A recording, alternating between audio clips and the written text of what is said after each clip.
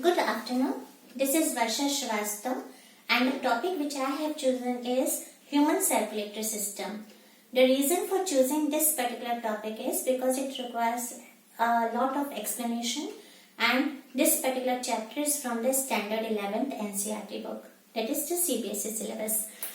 We all know that we human beings are the complicated, or we can say that the complex organisms. Our body is really big and we also see that there is a division of liver. हर एक organ का एक specific task है which it really does it very efficiently. ये जरूर बात है कि old age में जाकर के डिसऑर्डर्स और डिसीजेस दिखने लग जाती हैं, ठीक है. तो as a topic suggest human circulatory system. कोई चीज सर्कुलेशन में है, वो क्या है सर्कुलेशन में? हमारी बॉडी में सारे ऑर्गन्स अपनी जगह एक फिक्स्ड हैं, isn't it? लेकिन कोई एक ऐसी चीज है जो कि पूरी बॉडी में फ्लो कर रहा है and that is the blood. और उस ब्लड को we need to transport it from one place to another and which is being done by any pumping organ. जैसे होता है ना कि हम लोग अपने घरों में भी पानी को ऊपर चढ़ाते हैं, नीचे की टंकी से ऊपर टंकी पे चढ़ाते हैं. कैसे चढ़ाते हैं? मोटर से चढ़ाते हैं, isn't it? तो एक पंप है जो कि उस पानी को ग्रेट प्रेशर से अगेंस्ट ग्रेविटी फेंकता है. Similarly over here also in the circulatory system, heart is the pumping organ. वो हार्ट है जो कि बहुत हाई प्रेशर बिल्डअप करता है within its own organ, that is the heart.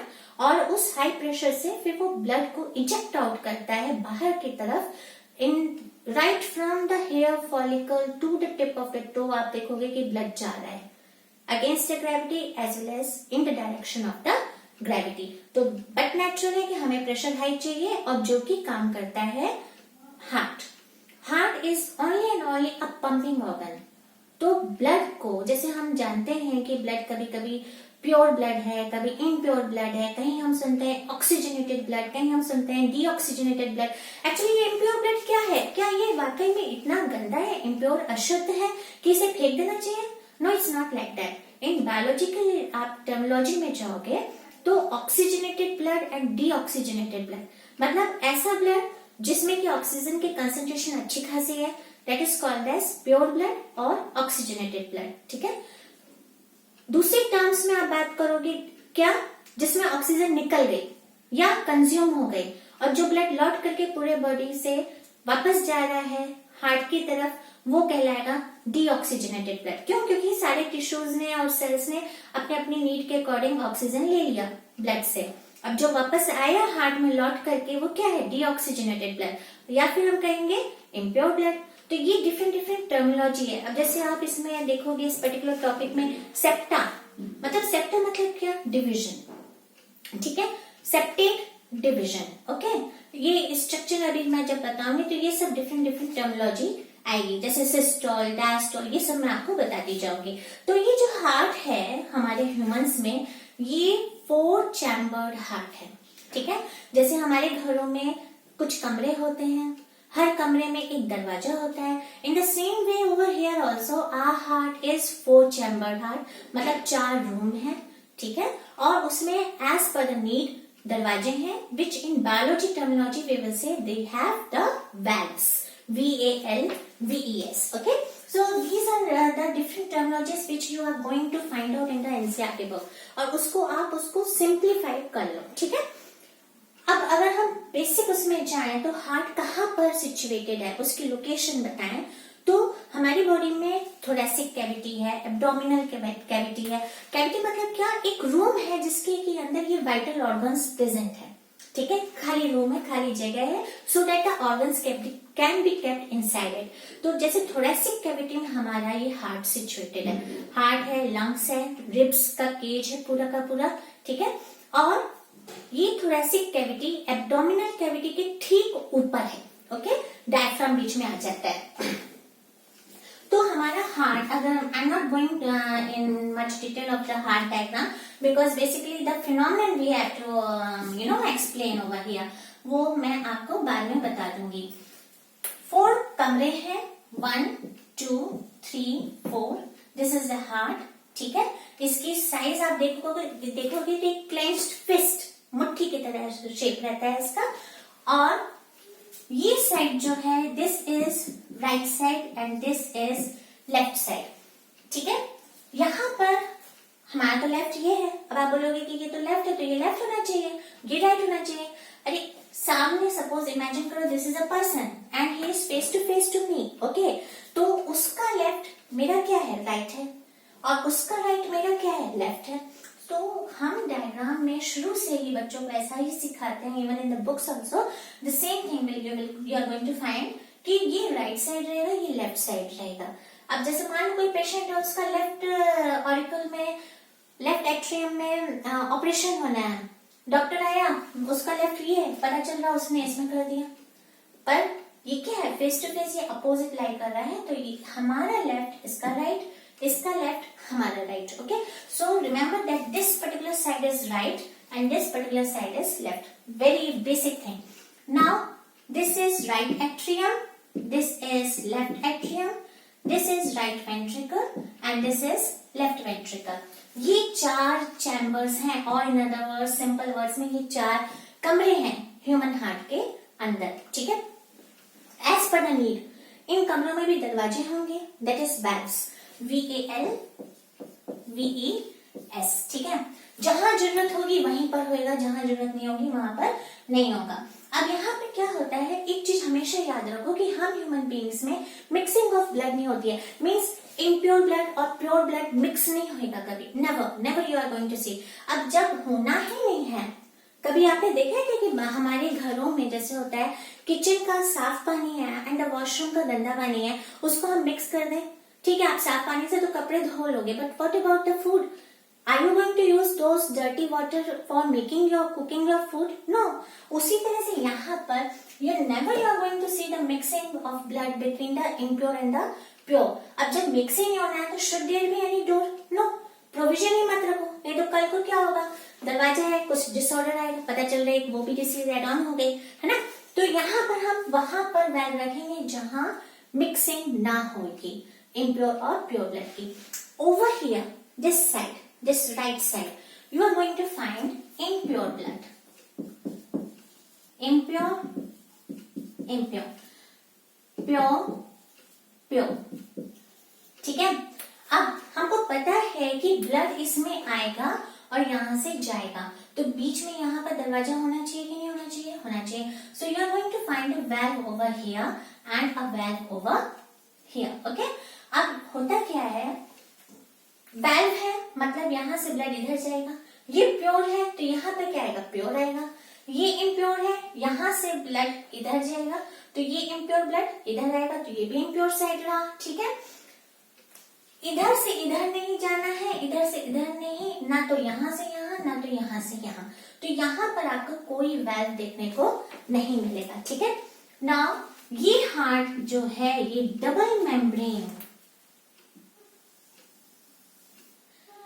Membrane में इसका स्ट्रक्चर है, outer structure, means this is the outer membrane and this one is the inner membrane, ठीक है। पेरिकार्डियल लेयर कहते हैं, आपने पढ़ा होगा ना छोटी क्लासेस में, perimeter of rectangle, perimeter of triangle. Perimeter means what, the outer boundary. Over here वो पेरी यहां से उठाया है, ठीक है ना, पेरी, PERI।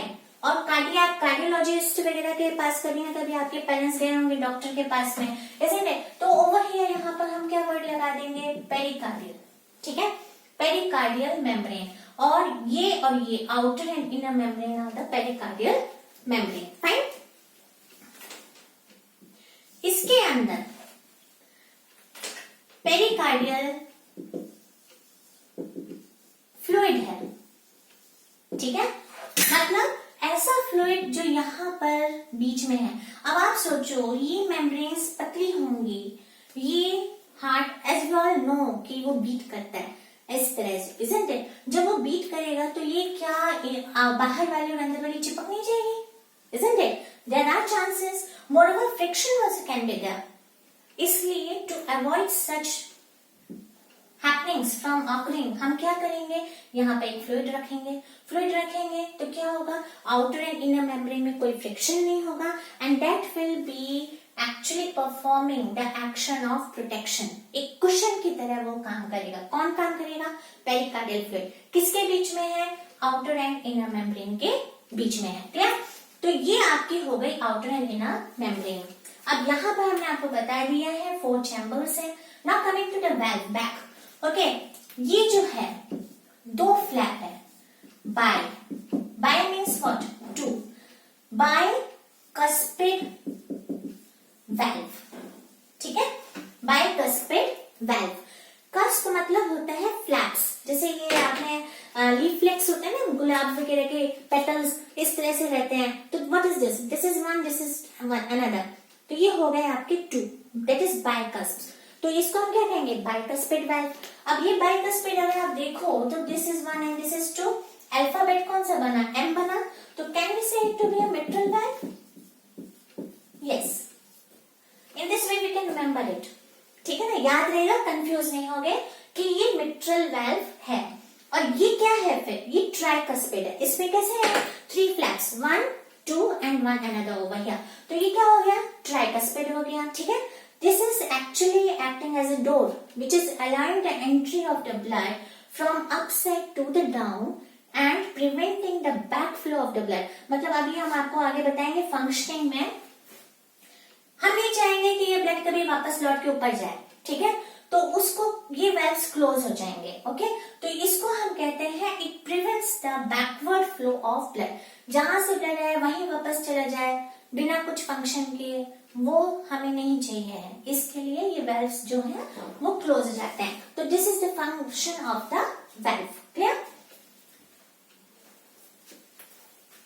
ओके, तो अब यहां पर अगर मैं ये बैलून है, इसको बैलून से सीखते हैं। ओके,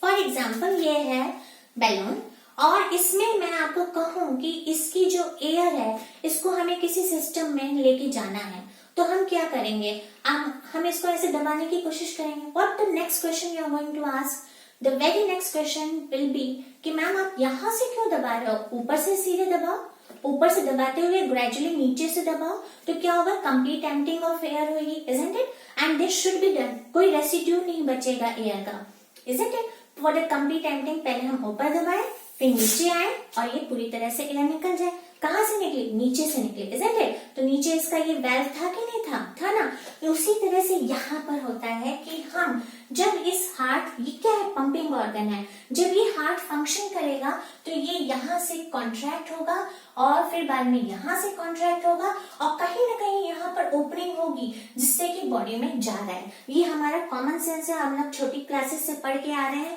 कि कहीं ये हार्ट जो है वो पंप करता है ब्लड को बहुत हाई प्रेशर से और यहाँ से निकल करके पूरे बॉडी में जाता है। और उसी को अब हम डिटेल में पढ़ने वाले हैं कि क्या कैसे होता है, किस तरह से होता है। एक स्टोरी सुनते हैं कि अब यहाँ पे क्या है, लंग्स इसकी हेल्प करता है। हार्ट मैंने बोला कि ऑलरेडी कि ये क्या है, एक सिर्फ और सिर्फ पंपिंग ऑर्गन है। अब यहाँ पर है इम्प्योर, यहाँ पर है प्योर। अगर ये दोनों ओपनिंग से बॉडी को दे देगा तो इम्प्योर भी जाएगा, प्योर भी जाएगा, ऐसा तो हो नहीं सकता है, इजंट इट? हम लोग वैसे ही कॉम्प्लेक्स ऑर्गेनिज्म है। तो ये होता क्या है कि ये हार्ट और लंग्स में ऐसे एक कहानी समझ लो कि एक बहुत ही गहरी बेस्ट फ्रेंड्स हैं, क्लोज बेस्ट फ्रेंड्स हैं। ओके, व्हाट द लंग्स से टू द हार्ट इज, तुम मुझे इम्प्योर ब्लड दो और मैं तुम्हें बदले में प्योर ब्लड करके दूंगा। ठीक है, लंग्स क्या बोलते हैं कि मेरे पास तो वैसे ही एयर आती है रेस्पिरेशन से, मैं उसमें ऑक्सीजन मिला दूंगा और वो अगर मैंने ऑक्सीजन ऐड कर दी तो वो सेम इम्प्योर ब्लड अब क्या कहलाएगा, प्योर ब्लड कहलाएगा, ऑक्सीजनेटेड ब्लड कहलाएगा। तो इसका क्या मतलब है कि अगर मान लो यहाँ कहीं पर लंग्स है तो यहाँ ये इम्प्योर है, मतलब यहाँ से जो जाएगा वो किधर जाएगा, इधर जाएगा। ठीक है, इधर गया, यहां से क्या गया, इम्प्योर ब्लड गया। इम्प्योर ब्लड का दूसरा नाम डीऑक्सीजनेटेड। ठीक है, डीऑक्सीजनेटेड ब्लड ये किधर गया, लंग्स में गया। ओके, और ये लंग्स ने इसमें क्या डाल दिया, ऑक्सीजन अपनी तरफ से ऐड कर दिया। सेम ब्लड अब क्या कहलाएगा, ऑक्सीजनेटेड ब्लड कहलाएगा। अब मैंने आपको ऑलरेडी बताया हुआ है कि ये इम्प्योर साइड है, ये प्योर साइड है। अब अगर मान लो यहाँ से निकल रहा है तो क्या वो इस पे आएगा क्या? नहीं, ये तो इम्प्योर साइड है, यहाँ पर तो मिक्सिंग हो जाएगी इम्प्योर प्योर की, तो ये किधर जाएगा? इसमें जाएगा, ठीक है ना। तो we are going to make another opening over here, ठीक। यहां से इम्प्योर ब्लड गया, डीऑक्सीजनेटेड ब्लड लंग्स में गया, लंग्स ने उसमें ऑक्सीजन ऐड करी, ऑक्सीजनेटेड ब्लड बनाया और उसको इस तरफ में लाके दे दिया, ठीक है। यहां से ये इसमें जाएगा, इधर तो कोई चांस ही नहीं है जाने का, इधर से वो नीचे जाएगा और यहां से फिर कहाँ जाएगा? अब ये प्योर है, लंग्स में तो जाएगा नहीं, लंग्स में तो प्योरीफाई होने के लिए जाता है, तो ये किधर जाएगा? टू बॉडी, ठीक है। और जो इम्प्योर ब्लड है, यहाँ कैसे इम्प्योर ब्लड आया? डेफिनेटली यहाँ से आया होगा, यहाँ से आया है तो मतलब यहाँ कोई ओपनिंग होगी, ठीक है। हम एक ओपनिंग बना देते हैं। अब इम्प्योर है मतलब यहाँ पर कौन गया? इम्प्योर ब्लड गया, ठीक है। और ये इम्प्योर ब्लड किधर से आया होगा? बॉडी के रेस्ट पार्ट से आया होगा, बॉडी जो नीचे है हमारा lower half as well as the upper half, तो ये इम्प्योर ब्लड आपका अपर हाफ से आया होगा as well as lower half से आया होगा, ओके। आया किस में आया? To the right side, right auricle से आकर के फिर किधर गया? ये राइट वेंट्रिकल में गया, okay. Impure blood lower half body से आया, अपर हाफ बॉडी से आया और जा करके इसमें आया राइट ऑरिकल में, वेल्व होने के कारण ये इसमें गया और ये impure blood deoxygenated blood lungs में गया, ऑक्सीजनेट होकर के ये आएगा लेफ्ट ऑरिकल में, लेफ्ट ऑरिकल से ये जाएगा लेफ्ट वेंट्रिकल में और प्योर है ये सीधे जाएगा बॉडी में। ये इसको हम कहेंगे एओर्टा, ओके। एओर्टा, ये एओर्टा डिस्ट्रीब्यूट करेगी, ये मेजर आर्टरीज हैं बेसिकली, ये डिस्ट्रीब्यूट करेगी different body parts right from the follicle of the hair to the tip of the toe, ये प्योर ब्लड को डिस्ट्रीब्यूट कर देगा, फाइन। अब यहाँ अगर ये लेकर जा रहा है, लंग्स में जा रहा है, लंग्स का दूसरा नाम क्या है? पल्मोनरी, तो हम इसको क्या कहेंगे? आप लोगों ने छोटी क्लासेस से सुनते आ रहे होंगे, artery always carries the pure blood and vein always carry the impure blood, ठीक है। तो यहाँ पर जब ये जा रहा है, पल्मोनरी से अटैच हो रहा है, तो हम इसको पल्मोनरी कहेंगे। लेकिन इसको हम इंस्टेड ऑफ सेइंग ये इम्प्योर ब्लड है ना, तो ये कायदे से वीन होना चाहिए, लेकिन इसको हम कहेंगे आर्टरी, ठीक है। बस एक यही आपको यहाँ पर याद रखना है, don't call it as to be vein, ठीक है। ये पल्मोनरी आर्टरी है जो यहाँ पर इसको लेके आया, किसको? इम्प्योर ब्लड को। अब ये ऑक्सीजनेटेड ब्लड है, पल्मोनरी से रिलेटेड है, तो हम इसका नाम क्या डालेंगे? पल्मोनरी। प्योर ब्लड है लेकिन हम इसको यहाँ पर क्या कहेंगे? वीन। बस एक यहीं पर डिफरेंस आपको देखने को मिलता है, इसको याद कर लेना कि pulmonary is related to the lungs and lungs and heart का डायरेक्ट कनेक्शन है। ये oxygenated blood which is carried by the pulmonary vein and बाकी जगह आप ऑल ओवर बॉडी देखोगे तो artery carries the pure blood and veins carries the impure blood, ठीक है। तो ये आपके नाम भी हो गए यहाँ पर, और यहाँ पर हमने स्ट्रक्चर भी आपको एक ब्रीफ इंट्रो दे दिया, वेल्स का दे दिया, इसके आउटर इनर मेम्ब्रेन का दे दिया और किस तरह से जो सर्कुलेशन है ब्लड का वो पता चल रहा है, ठीक है। अब हम इसमें देखते हैं कि आखिर ये कैसे होता है। अब जैसे मैंने तो आपको फुगा फुलाया और दिखा दिया, हाथों से उसको हमने कॉन्ट्रैक्ट कर दिया, लेकिन हमारे अंदर जो भी हार्ट पंप कर रहा है right from the child birth till my death, heart pump करता ही रहेगा। क्यों? क्योंकि वो कार्डियक मसल्स का बना हुआ है, कभी थकेगा नहीं, no fatigueness will be seen over there, isn't it? तो ये इसको पंप करते रहना है, तो contraction, relaxation, contraction, relaxation. Contraction मतलब जब वॉल्यूम कम होगा, रिलैक्सेशन मतलब जब वॉल्यूम बढ़ेगा, ओके। तो ये जो हो रहा है हार्ट में एक रिदम के साथ हो रहा है, रिदमिक साइकिल के साथ हो रहा है। कौन आखिर रिस्पॉन्सिबल है और कैसे ये हार्ट इस तरह से रिदमिकली कॉन्ट्रैक्टाइल एक्टिविटी शो करता है और ब्लड को पंप करता है, ये हम अभी सेकेंड पार्ट में देख लेते हैं।